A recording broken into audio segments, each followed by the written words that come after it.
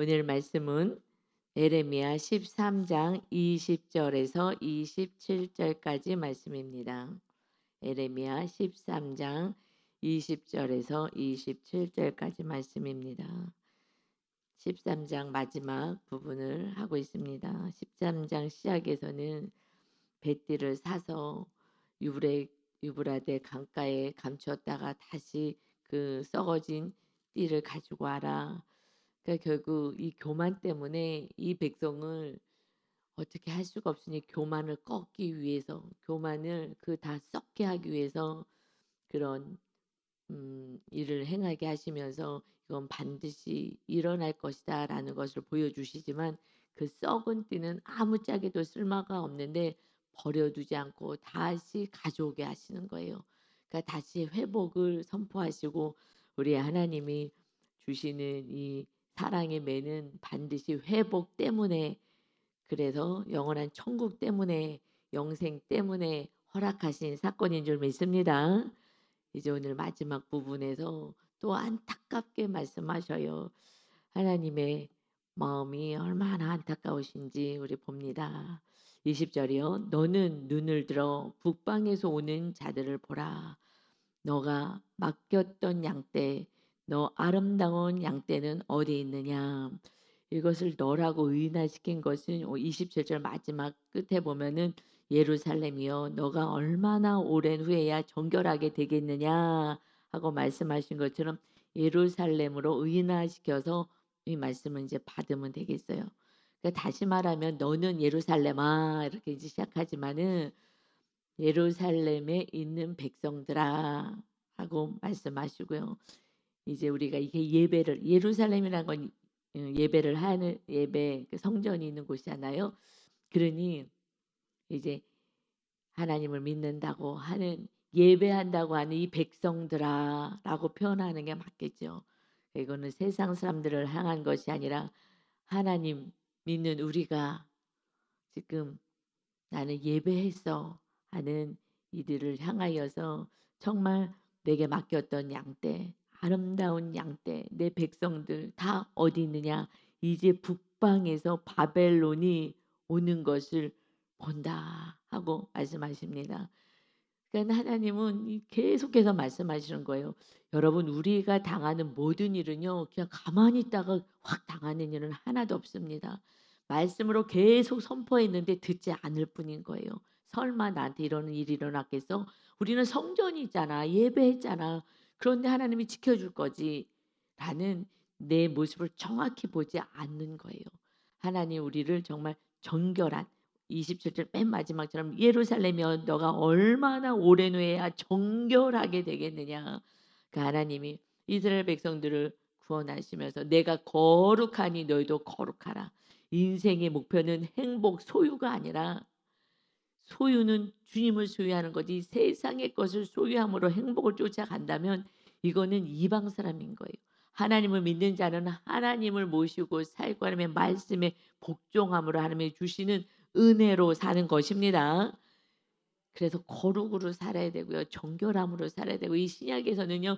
예수님 만날 준비를 하면서 정결한 처녀로 살아가야 하는 거예요. 신랑이 신부를 맞을 때 내가 잠깐 갔다 올게. 그러니 너희는 뭐 하고 있어? 정결하게 있어. 신랑이 신부에게 원하는 건 정결한 거 하나밖에 없어요. 내가 신랑이니까 내가 모든 것을 다 준비해서 먹이고 돌보고 할 거야.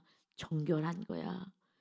그래야지 정결한 영원한 나라에 갈 수 있도록 하시는 거라서, 이거는 우리가 모든 사건은 정결함인 거예요. 정말 거룩함인 거예요.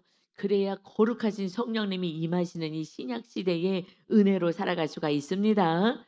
아멘. 그래서 구약에서 말씀하셔요. 너희가 이렇게 거룩함으로 살아가지 않고 거룩한 성령의 전으로 살지 않는다면, 그러면 너희들을 정결하게 하기 위해서 이런 사건을 보낼 수밖에 없다. 전쟁과 같은 사건, 마귀가 역사하는데 이것을 하나님이 막아줄 수 있는데 막아주지 않는 거예요. 그냥 당하게 하는 거예요. 그래서 다시 하나님을 부여잡고 살게 하십니다. 아멘. 그래서 21절에요. 너가 지금 누구를 의지하고 살아가느냐. 여러분 이게 제일 중요한 거예요. 제일 중요해요. 너의 친구 삼았던 지금 바벨론 전에 이렇게 북왕에서 강대구로 올라오기 전에 정말 신은 강대구로 올라오기 바로 전에 이렇게 화친하고 가까이 하고 도와달라고 하고 했던 그 바벨론 그가 너의 친구 삼았던 그를 하나님이 너 위에 우두머리로 세우실 때에 너가 무슨 말을 하겠느냐? 너가 고통에 사로잡힘이 산고를 겪는 여인 같지 않겠느냐? 의지했던 거, 내가 가까이 했던 거, 내가 사랑했던 거, 내가 좋아했던 거 그것에 내가 마음이 뺏겨서 살아간다면 결국은 그것 때문에 사로잡히게 되고 그것 때문에 고통을 당하게 될 것이다.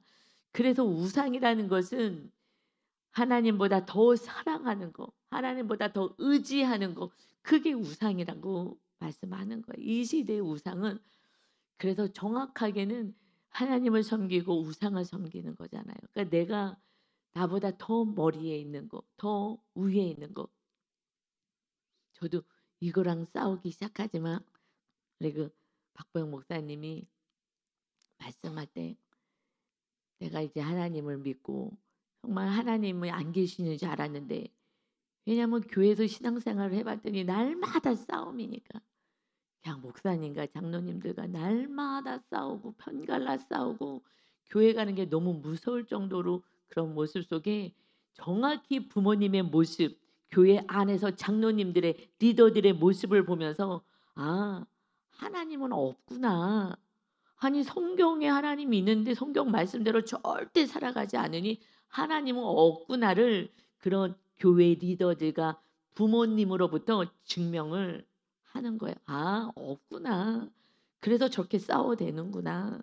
그래서 저렇게 자기 뜻대로 살려고들 저렇게 싸우는구나. 그게 교만이잖아요. 내가 아무리 똑똑하고 내가 아무리 오라도 그래도 하나님은 네가 죽고 십자가 지고 용서하고 사랑해서 구원을 이루라가 이 계명인데 그러니 하나님 없구나. 그러다가 이제 병이 낫고 하나님이 고쳐 주셨잖아요. 그러고 나서 나는 이제 말씀대로 살 것이다는 결단을 하고 다들 가짜였구나. 다 가짜로 신앙생활했구나. 부모고 뭐고 교회 장로고 뭐 모든 이들이 부모가 목사님이잖아요. 다 가짜였구나. 그리고 그 아버지는 너무 무서워서 이분이 70살이 됐는데 아버지는 이제 90이 넘으셨는데 너무 무서워 가지고 아버지도 연세가 들어서 어깨로 이렇게 주물러 드리려고 이제 다가갔다가 슬쩍 이제 그분이 내향이에요, 목사님이. 그래서 슬쩍 가서 이렇게 어깨를 주물러 주고 싶은 거예요. 부모님 이제 연로하시니까. 그래서 가까이 가려고 그러는데 딱 쳐다보니까 움찔해 가지고 다시 그냥 자리에 아무렇지도 않은 척하고 싹 지나가는 척하고 앉았다는 거 아니에요.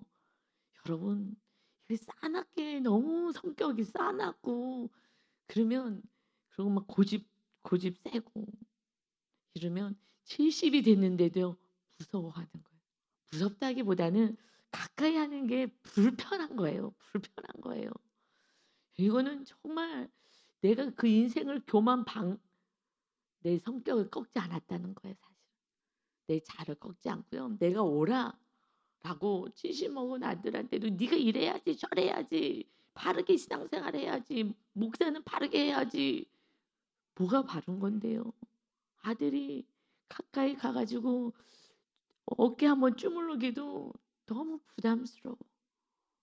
이것은 주님의 사랑이 아직 흘러가지 않는 거예요. 자아가 꺾어지지 않은 거예요. 그 말씀을 보면서 그분이 그러면서 이 말씀을 하셨어요. 나는 신앙생활 하면서 절대로 하나님보다 위에 아무것도 주지 않겠다고 시작하고 결단을 해서 30억 다 재산 정리해서 다 가난한 이유 주고 돈이 내 목회에 힘이 되면 안 되니까 하나님이 주인 되어 나를 먹이고 입히실 거니까 여러분 목회자는 특별히 이렇게 살아야 될 줄 믿습니다. 오직 하나님 오직 예수님인 거예요. 나머지는 다 배설물같이 사도 바울처럼 버려야 되는 거예요. 시간이고 뭐고 다 내 거는 없는 거예요. 하나님 나라를 위해서 우리를 사용하라고 우리에게 시간과 물질과 건강과 모든 것을 주셨다고 결단해야 되는데 내가 존경하는 분은 그분 한 분밖에 없어요. 제가 기도를 해요. 하나님 마지막 돌아가실 때까지 그 모습, 그 신실한 모습을 지킬 수 있게 해 주세요. 제 조영기 목사님 위해서도 끝까지 기도했어요. 하나님 용서하시고 또 하나님 인도해 달라고. 그냥 끝까지 기도했어요. 그게 뭐 그 누구든 하여튼 끝까지 중보하는 거예요. 우리는 중보하는 거예요. 하나님 함께 해 달라고. 마지막에 이렇게 병으로 너무 고통당하셨거든요. 그래서 그랬는데 그래서 아무것도 하나님보다 더 사랑하거나 의지하게 하지 않겠습니다. 다 내려놓고 나눠주고 그리고 엄청난 물질 먹을 게 없어 갖고 라면도 없어 갖고서는 막 힘들어하고 하여튼 그런 거 알잖아요. 그런데 저는 그것보다 제일 제 안에 감동이 왔던 것은 내 아들 하나밖에 없는 그 아들 그것도 틱장애가 있어서 예수님 믿지 않을 때 부부랑 많이 갈등이 있었을 때 그러면 부부가 갈등하면 전쟁이니까 아이들은 바르게 못 커요. 그래서 다 심령에 병이 걸리거든요. 병이 걸려서 틱장애가 걔는 생긴 거예요. 근데 그것도 여러 가지 뚜렛으로 가고 그 병명이 그랬는데 얘를 놔두고 그러고 가는 거예요.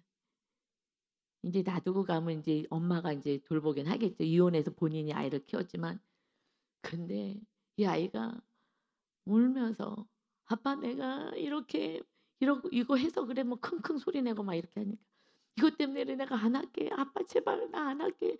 떠나가지 마. 가지 마. 어디가 가지 마. 내가 인제 아빠가 어디 가야 돼. 내가 잘못해서 그래. 내가 안 그럴게. 제발 가지 마." 초등학교 5 학년인가 그렇게 되는데 울면서 애가 그렇게 하는데 "아니야. 가야 돼." 그것은 하나님 앞에 생명을 다하기를 결단한 거예요. 아무것도 우상처럼 더 사랑하거나 더 의지하지 않을 거야.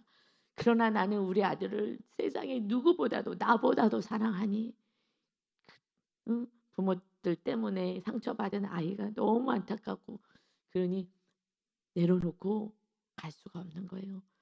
그런데 막 뛰어가지고 골목에 뒤에 숨어가지고 그렇게 쳐다봤더니 울면서 아빠 아빠 찾는 그 모습이 그 설교를 하는데 뭐 오래전 얘기 들은 건데 제가요 심장이 딱 멎는 것 같았어요. 신앙생활은 이것이구나. 물론 저도 우리 아이가 어렸을 때 그때 중학생 때였군요. 그때 하나님이 애들을 돌보는 일을 했으니까 새벽 저는 대부분 그 시대는 새벽 예배 때 응답을 항상 들었어요.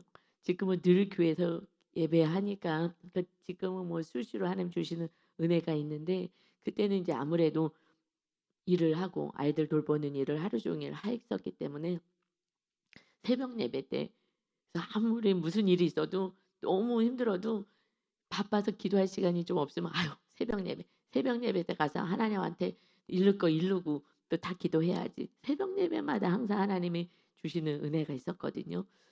왜냐하면 제일 맑은 시간이니까. 근데 뭐 그때 하나님이 "너 아들 내가 키운다. 너는 그 아이들 돌봐라." 그래서 말씀에 순종한 거예요. 순종하면요. 그것은 하나님이 기뻐하지만 받아요. 알잖아요. 우리 아들이 나를 언제 사랑했냐고 이러고 좋아하진 않아요. 말씀대로 사는 거는 다 사람들이 박수하진 않아요. 그러나 이제는 알겠죠. 이제는 '아 이것이 맞는 삶을 엄마가 살았구나.' 그래서 그 아들도 이제 회복이 되었어. 그래서 인제 다시 만나 가지고 선교하는 데 같이 가고 뭐 이렇게 하셨다고 그러면서 하나님이 회복시킬 걸 믿었던 거예요. 아버지랑 연락도 안 되고 뭐 하여튼 여러 가지 상황 속에서도 하나님만 믿었더니 이제 찾아와서 회복이 되고 그래서 그 손주랑 다 같이 선교를 갔다고. 하나님이 반드시 행하실 거야. 얘네들을 변화시킬 거야. 예수님 믿게 할 거야. 이것을 믿고 그냥 하나님만 바라보면서 했을 때 어느 날 이렇게 40이 넘었대 그 아들도 그 초등학교 때 해가지고 그런데 그것이 그런 우리가 목사님이 아니라 우리 모두가 왕 같은 제사장 똑같은 거예요. 지금은 왕 같은 제사장 성도님들도 그렇게 신앙생활을 해야 되고 목사님은 더 완전히 정말 내려놓는 훈련을 우리가 철저히 해야 하는 줄 믿습니다.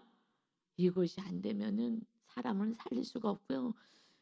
그래도 정말 그 모습이 너무 아름다운데 그거예요. 네가 친구를 삼고 네가 의지하고 네가 좋아했던 거 다 하시니까 당하는 것처럼 내가 좋아하고 의지하는 거는요. 목사님들은 전도사님들은 하나님의 부르신 사역자들은요. 정말 다 내려놔셔야 해요. 내려놔야 하는 거예요.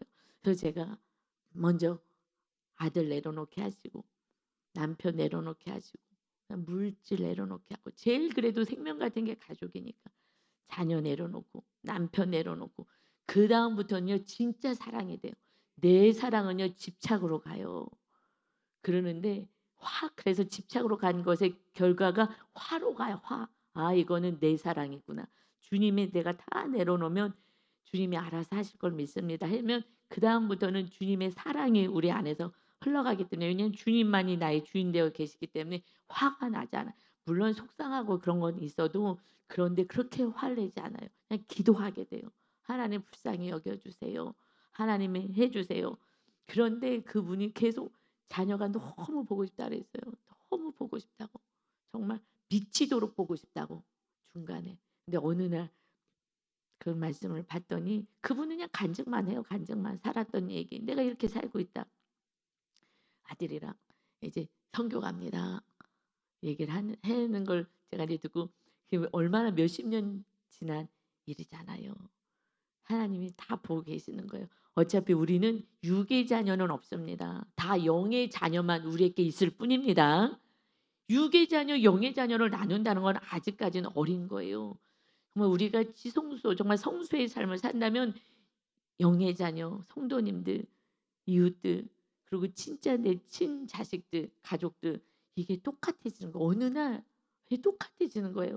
그래서 예수님이 어머님이라 형제들이 와서 찾습니다. 누가 내 형제고 어머니냐?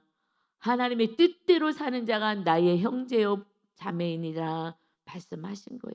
우리 모두가 하나님의 자녀일 뿐입니다. 그렇게 살아야지 온전한 신앙생활을 하는 거예요.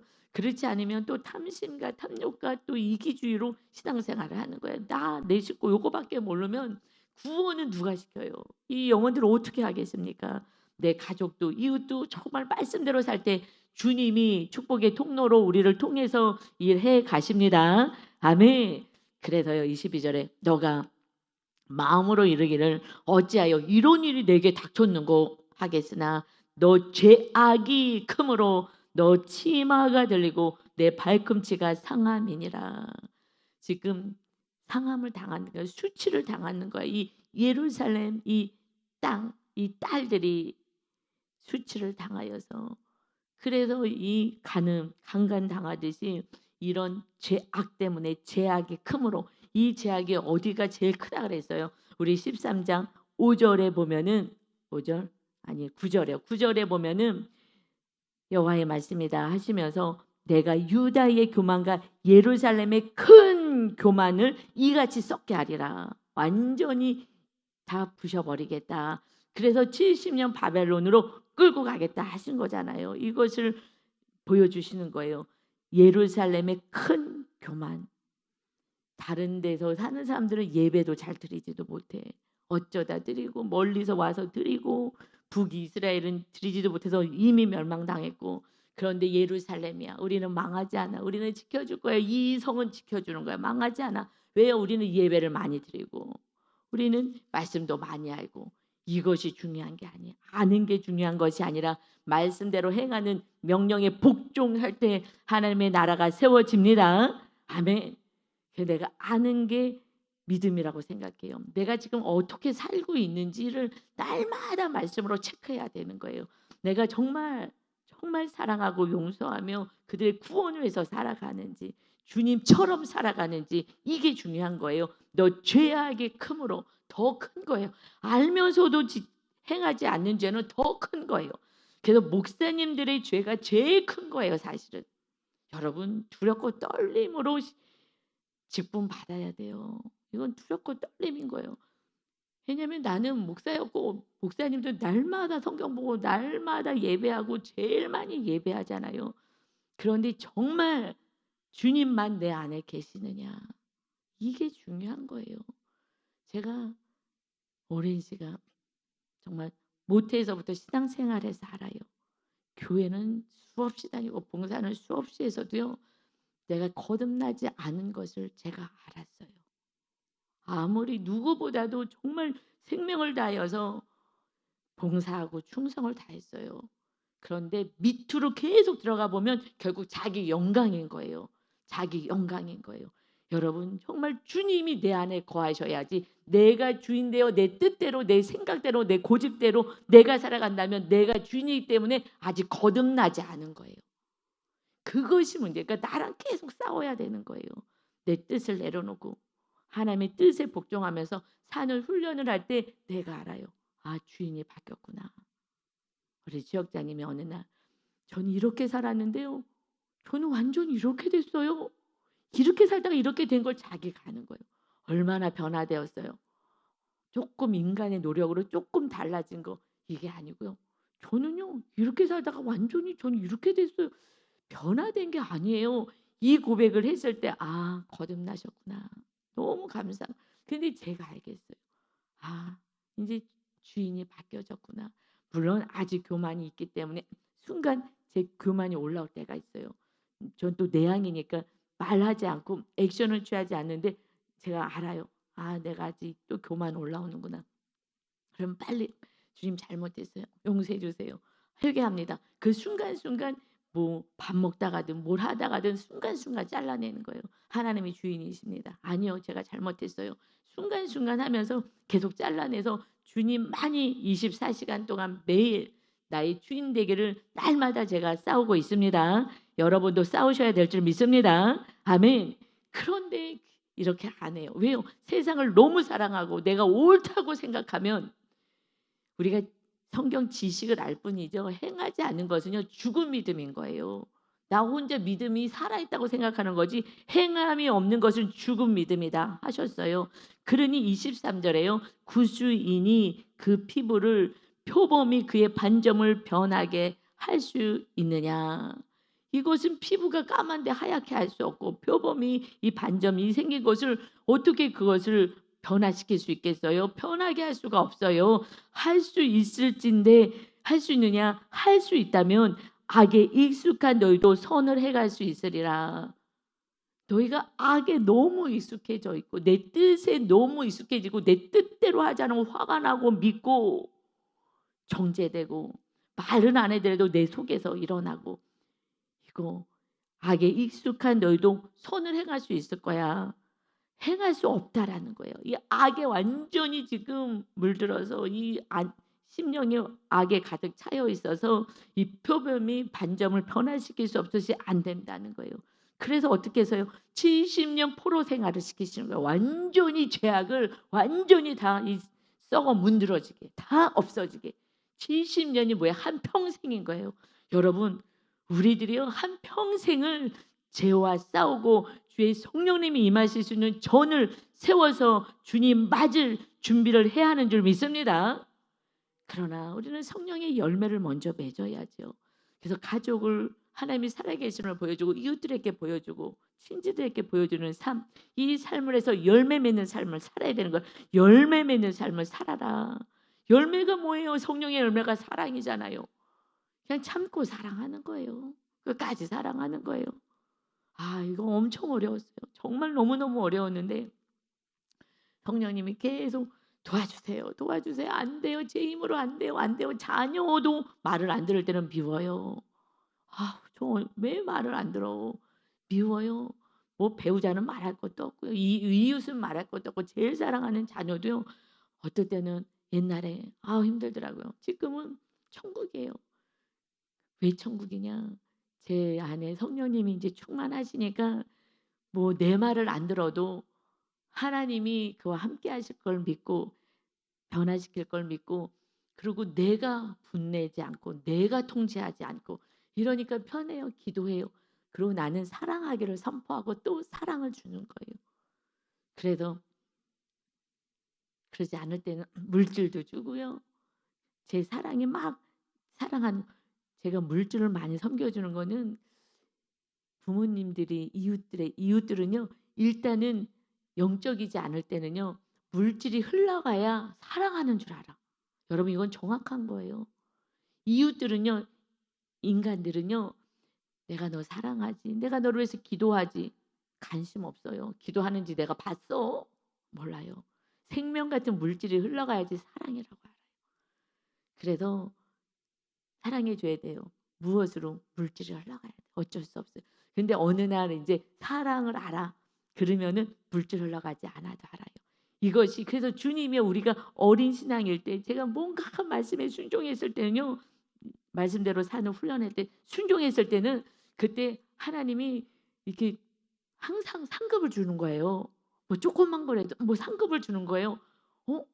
이거 내가 말씀대로 살면은 상급이 오는구나를 늘 경험하는 거예요. 그러니까는 물론 이제 쉬운 거는 말고 내가 막 억지로라도 막 순종하는 거 있잖아요.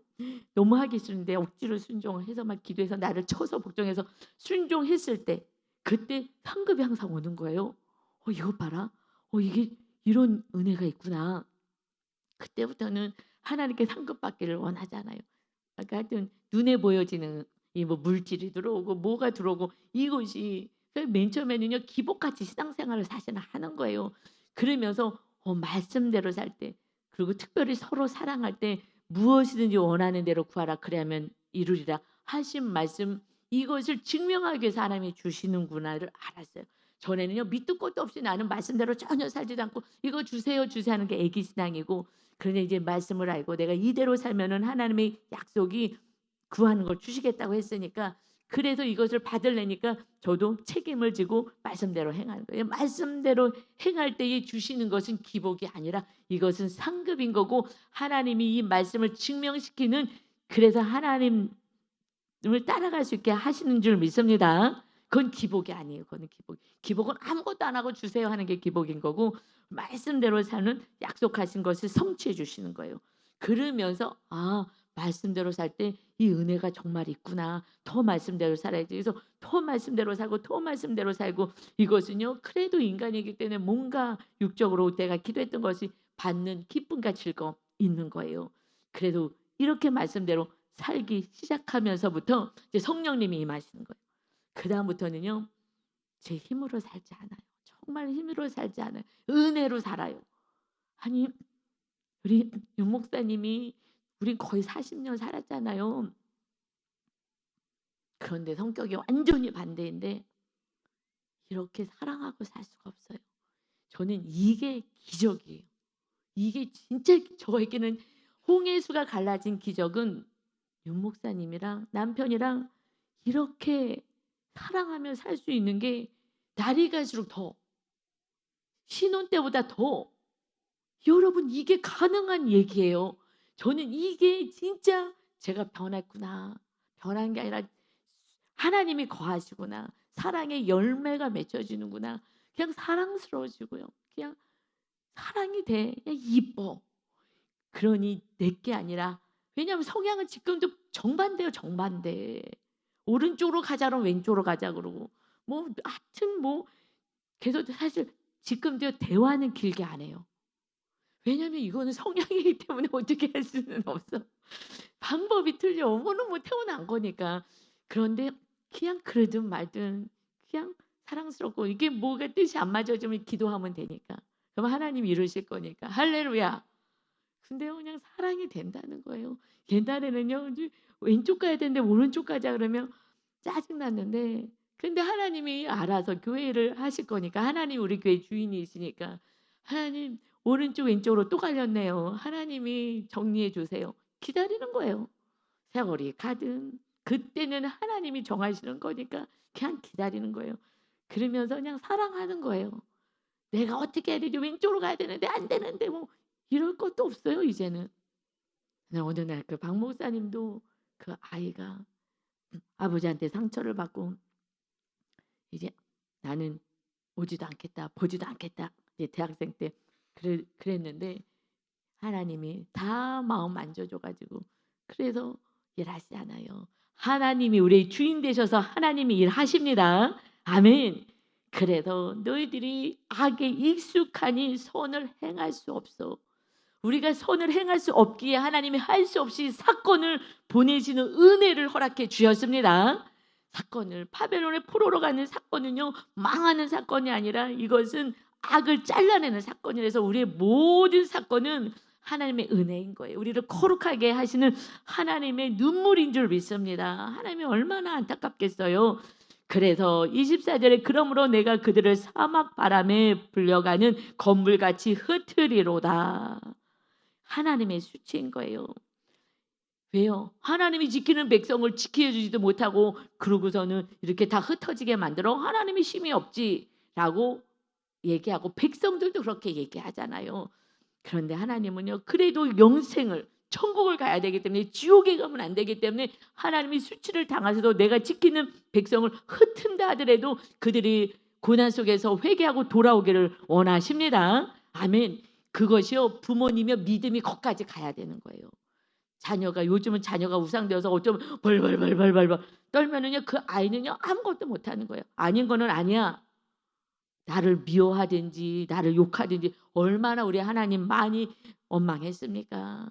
저는 그랬어요. 과거에 많이 원망했어요. 그걸 다 받으시면서 저를 이렇게까지 훈련시켜 주신 게 얼마나 감사한지요. 지금은 막 은혜고 천국인 거예요. 환경하고는 상관없어요. 환경을 넘어서는 은혜를 누리는 것이, 그것이 진짜 하나님이 살아계신 것을 이웃들에게 보여주는 것입니다. 아멘. 그래서 25절에 여호와의 말씀이니라 이는 너 몫이요 너가 헤아려 정하여 내게 준 분기시니 너가 나를 잊어버리고 거짓을 신뢰하는 까닭이라. 다 거짓된 거, 세상에 허망한 것을 붙잡고 다른 것이 나의 힘이고 나의 기쁨이라고 붙잡고 이것을 살아가니 나를 하나님을 잊어버리고 거짓을 신뢰하였다. 우상 숭배하고 살아가는 거, 다른 걸 너무 지극히 사랑하고 의지하는 삶. 그러므로 내가 너 치마를 너 얼굴까지 둘쳐서 너 수치를 드러내리라. 여러분, 우리는 수치를 가리려고 그래요. 아담이 범죄하고 나서요, 너 어디 있느냐? 하나님을 숨어버려요. 하나님을 피해요. 제가 벗어서 숨었어요. 부하가 나무로 가리고 늘 가리는 인생, 수치 가리는 인생. 그래서 교회 다니다가도 사업이 망했어. 창피하다고 교회 떠나. 이게 창피할 일이냐고요. 하나님 사건을 보내서도 오직 하나님을 믿으라고 하는 사건을 아무리 설교를 해도 창피하다고 교회를 안 나와. 이혼을 했어. 얼마나 또 힘들었으면 이혼했겠어요. 그러면 이혼했다고 창피하다고 수치스럽다고 나 아는 사람 없는 교회로 가야 되겠다고 그러고 가요. 그럼 계속 교회 생활을 할 수도 없어요. 이 수치를 드러내게 하나님이 하신다고 하는데 나는 감추겠다고 도망다녀 교회를. 뿌리도 내리지 못하고. 이게 너무 안타까운 거예요. 너 지금 이렇게 살면 안 돼. 그래서 수치를 드러내게 하신다고요. 수치를. 그런데 무화과 나무 잎으로 계속 가리잖아요. 그래서 예수님이 평생을요 무화과 나무 잎으로 가리는, 수치 가리는 인생을 사는 거예요. 뭐가 수치스러워요? 주님이 우리의 수치를 다 담당하셨습니다. 그래서 짐승을 잡아서 가죽으로 옷을 아담을 입혔잖아요. 아담과 하루 입히신 거 예수님 의의 옷을 입혀주시고 주님이 우리의 수치를 다 당하신 거예요. 이제 우리에게는 수치가 없는 거예요. 오직 회복만이 있는 것이, 이것을 드러내서 내가 정말 수치를 당하고 다시는 수치당하지 말아야지. 그런 마음으로 하나님을 믿는 자가 되어야 하고 우상을 내려놓는 자가 해야 되는 거예요. 수치를 가리는 인생이 아니라 우상을 철폐하는 그런 삶을 살아야 되는데 수치를 가리려고 그래요. 그래서 도망가 자꾸. 그리고 나는 괜찮은 척 아닌 척. 여러분, 묵상을 올리려는데 왜 못 올려요? 내 수치 드러내는 게 창피하니까. 수치를 드러내야 내가 창피하니까 하나님께는 죄를 지면서도 사람에게는 창피하대. 하나님이 심판하십니다. 사람은 아무것도 아니에요. 관심도 없어요. 내가 아무리 수치스럽게 얘기해도 딴 사람들 얘기는요 관심도 없어요. 내 안에 문제가 크기 때문에. 마귀가 수치 드러내지 못하도록 무화과 나무 잎을 뒤집어 써. 빨리 해, 빨리. 그리고 주님으로 완전히 의의 옷을 입지 못하게 하는 거예요. 주님이 의의 옷을 입혀주는데 우리가 의인 되었는데 무슨 수치가 있어요? 잘못해서 하나님이 드러나게 너 수치를, 네 치마를 네 얼굴까지 완전히 다 올려버려서 다 수치 다 드러내겠다. 여러분, 그래서 남한테 남을 왜 남 때문에 당하지 않고 내가 스스로 수치를 당하면서 내가 벗어내면서 그리고 오직 의의 옷을 갈아입어야 합니다. 그래서 27절에요. 마지막 절에 내가 너의 간음과 사악한 소리와 들의 작은 산 위에서 너가 행한 음란과 음행과 가증한 것을 보았노라. 화 있을진저 예루살렘이여 너가 얼마나 오랜 후에야 정결하게 되겠느냐 하시니라. 언제 정결할래? 음란을 행하고 작은 산이나 큰 산이나 할 것 없이 사악한 소리, 간음의 소리를 지금 하고서는 살아가고 있는데 나는 너 없이는 못 살아. 아니 주님은 섬기지 않고 주님은 사랑하지 않고 이런 음행을 해가고 이 음행한 삶을 사는데 내가 그 음행 다 들춰낼 것이다. 그래서 이걸 내려놔야 돼. 하나님이 주인 되시고 우리 예수님이, 그래서 신약에서는 예수님을 신랑이라고 표현해 주시는 거예요. 이제 신랑이요 우리 안에 들어오시잖아요. 성령으로 들어오시잖아요. 거룩한 자에게. 그래서 신랑이 되시는 거예요. 내 안에 들어오기 때문에 신랑이라고 표현하는 거예요. 구약에서는요 백성 하나님 신랑, 이제는 신랑 맞을 준비는요 신랑이 원하는 건 정결한 거 하나밖에 없어요. 바람 폈어. 이거는 여러분 용서하겠어요? 주님은 끊임없이 용서해요. 마지막 순간까지 용서하는 거예요. 이제 주님만 정말 사랑하고 주님 말씀에 순종하여 서로 사랑하며 영혼의 구원을 위해서 우리가 살아가는 정결한 처녀가 되어서, 정결한 처녀가 주님 앞에 정결한 자가 돼야 되는 거예요. 주님만 사랑하는 것, 이게 제일 중요해요. 그래서 주님을 사랑하는 자는 나를 사랑하면 내 계명을 지킬 거야. 서로 사랑하여 구원을 위해서 살아갈 거야. 끝까지 십자가 지고 사랑할 거야. 나를 사랑한다면 내 계명을 지킬 것이다. 그가 먼저는 주님을 사랑하느냐. 주님을 사랑하지 않은데 이웃은 사랑할 수가 없어요. 그래서 주님을 생명을 다해서 사랑하여 정결한 신부가 되지 않는다면 하나님이 내가 수치를 드러내겠다. 여러분, 딴 사람들 앞에서 창피를 내가 당하지 말고 오히려 내가 작은 하나하나를 다 벗어내고 주님만 거하시는 거룩한 성령의 전으로 살아가시기를 예수 그리스도의 이름으로 축원합니다. 아멘. 아버지, 이 짧은 오늘의 말씀이지만 주님의 안타까워하시는 이 절절한 마음을 우리가 받았습니다. 그러다가는 결국 멸망이고 수치를 너희가 당할 수밖에 없고, 그리고 그래도 회개하지 않는다면 그 고집과 큰 교만을 꺾지 않고 내가 옳다고 주장하고 내 힘으로 살아가려고 한다면, 나를 부끄러워 여긴다면 나도 너희를 부끄러워 여겨서 내가 있는 곳에 오지 못할 것이다. 아버지, 우리가 두렵고 떨림으로 진짜 하나님의 나라가 우리 심령 안에 세워져서 하나님과 함께 살아가는 임마누엘의 기쁨의 축복을 우리가 누리며 살게 하여 주옵소서. 천국이 여기 있다 저기 있다 할 것이 아니라 너희 안에 있느니라. 천국을 누리며 천국이 있음을 보여줄 수 있는 우리 귀한 성도님들 다 되게 하여 주옵소서. 우리를 생명을 다하여 살린 주님을 찬양하며 예수 그리스도의 이름으로 기도 올리옵나이다. 아멘.